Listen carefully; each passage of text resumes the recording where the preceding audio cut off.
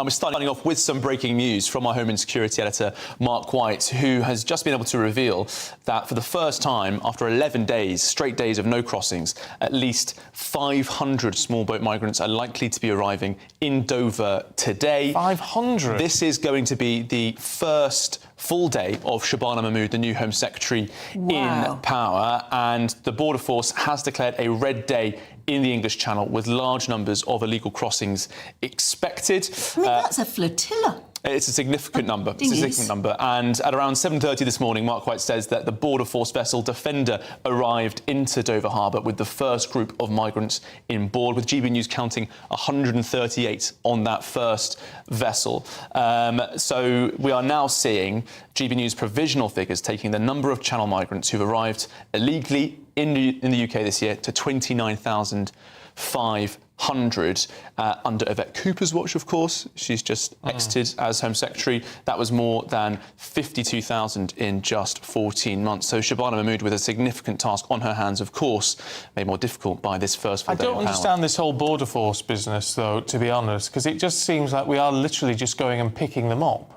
It feels like a taxi service. I mean, that's exactly what it is. I mean, Border Force are forced to make this effort as soon as they enter into British waters. So we'll get all the latest lines on that from Mark White, but plenty more coming up as well, Olivia. Well, of course, because Yvette Cooper was widely criticised for being too cautious about her approach to the migrant crossing crisis.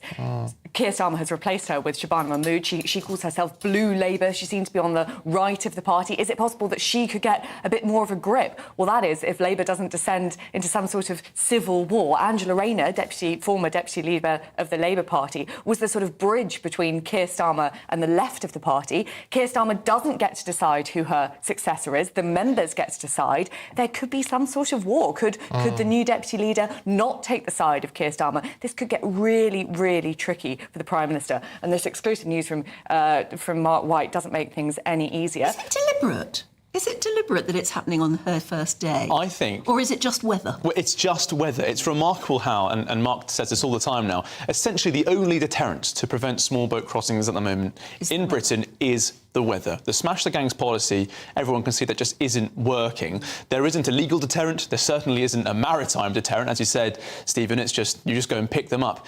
Bad weather controls what the gangs can and cannot do. And after 11 straight days of no crossings, over 500 expected this morning. The government was very much hoping that this wasn't going to be the worst year ever for migrant channel crossings because of these very quiet 11 days. And all that seems to be out of the window now. It's really, really tough for Shabana Mahmood. We'll also, of course, be talking about Reform Party conference, which is still in full swing. Could Farage be the next Prime Minister? Or is it a bit of a one-man band? We've seen those amazing football T-shirts with Farage on the back of them. But what about the rest of the Reform MPs? All that, lots more coming up as well.